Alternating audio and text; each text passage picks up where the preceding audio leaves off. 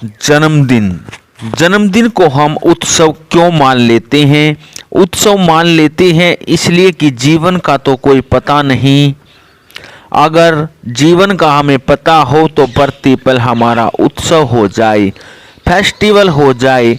जीवन का तो कोई पता नहीं क्योंकि जीवन महोत्सव है।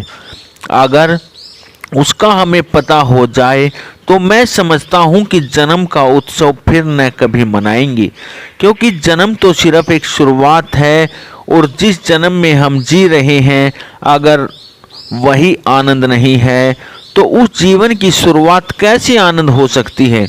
गंगोत्री आनंद हो सकती है और काशी के घाट पर बहती हुई गंगा में कोई आनंद नहीं। काशी की गंगा अगर आनंदित नहीं तो गंगोत्री पर कौन सा आनंद होगा?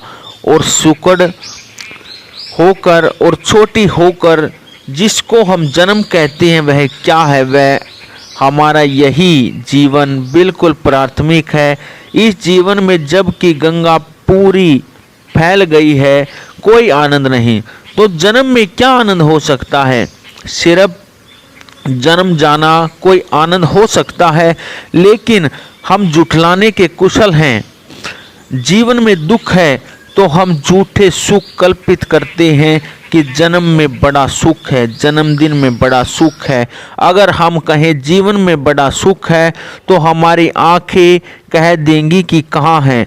अगर हम कहें जीवन में बड़ा आनंद है तो हमारे पैर बता देंगे कि नृत्य कहाँ है। अगर कहें जीवन ही खुशी है तो हमारे हृदय की धड़कनें कह देंगी कि कहाँ है। तो हम कहते ही नहीं जन्म बड़ा खुशी का दिन है, जब कोई जन्म तो आज नहीं कभी था, उसको पकड़ना भी नहीं जा सकता, जांचा भी नहीं जा सकता, पहचाना भी नहीं जा सकता। फिर हम सब एक दूसरे को भी धोखा देने में सहयोगी होते हैं। यह जो हमारी दुनिया है झूठ की है, यह बहुत अंडरस्टैंडिंग पर खड़ी है। इसमें हम एक दूसरे को सहारा देते हैं, इसमें हम सब एक दूसरे के जन्म पर इकट्ठे होकर उत्सव मना लेते हैं। फिर वे ही लोग हमारे जन्म के उत्सव पर भी आएंगे। हमने उन्हें धोखा दिया है, वे हमें भी दे जाएंगे और ऐसे हम जीते हैं।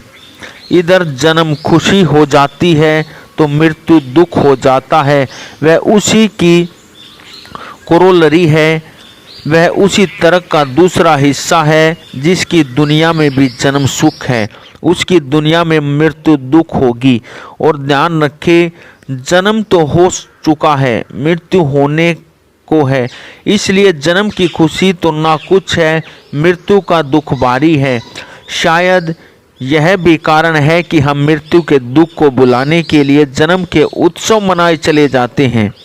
ऐसे प्रत्येक जन्मदिन जन्म की कम याद दिलाता है, आने वाली मौत का ज़्यादा स्मरण कराता है। लेकिन हम पीछे की तरफ देखते हैं, हम आगे की तरफ नहीं देखते। हर जन्मदिन का मतलब सिर्फ यह है कि एक वर्ष और एक आदमी मरा, एक वर्ष मरने की और पूरी हो गई। जिंदगी में एक वर्ष और रिक्त हो चुका है और समाप्त हुआ है। लेकिन हम पीछे देखते हैं और पीछे देखकर हम आगे देखने से बच तो नहीं रहे हैं। यह कोई शत्रु मूर्ख का उपाय तो नहीं कि रेत में सिर गपाकर खड़े हो गए ताकि आगे दिखाई ना पड़े। लेकिन हम कितनी ही जन्मों की बात करें, मौत चली आती है। हर जन्म के ऊपर पैर रखकर मौत चली आती है, हर जन्म को सीढ़ी बनाकर मौत चली आती है। हर जन्म के पीछे मौत की छाया खड़ी है। इसलिए जो जन्म में खुश है वह ध्यान रखे कि वह मौत में दुखी होगा। असल में वह मौत के दुख को बुलाने के लिए जन्म की खुशी मनाए चले जा रहा है। यह आत्मवचना है, लेकिन यह जीवन इतना दुखी है कि इसमें हम कहीं और ओएसिस एक मरुस्थल में कहीं कोई मरुधान खोज लेना चाहते हैं। झूठ ही सही, सपना ही सही, कहीं तो हम अपने सुख, कहीं अपनी खुशी को अटका लेते हैं, लेकिन अटकाई हुई खुशियाँ काम नहीं पड़ती। इसलिए मैंने उचित समझा आपको कहूँ कि जब तक जीवन का पता न चल जाए, और जीवन का पता चल सकता है क्योंकि जीवित हम हैं। अगर कुछ भी हमारे निकटतम है तो वह जीवन है, अगर कुछ भी हमारे ठीक हाथ में है तो वह जीवन है, अगर कुछ भी इस वक्त धड़क रहा है तो वह जीवन है, अगर कुछ भी इस वक्त बोल रहा है, सुन रहा है तो वह जीवन है। श्वास भीतर आ रही है, बाहर जा रही है, वह जीवन है। जीवन निकटतम है, हम जीवन है, लेकिन उससे हमारा कोई परिचय नहीं, उससे हमारी कोई पहचान नहीं, और हम न मालूम किन किन बातों में इस मौके को गंवाते चले जाते हैं। एक परिचित होने के मौके को गंवाते चले जाते हैं। पीछे लौट कर देखने का कोई प्रयोजन नहीं।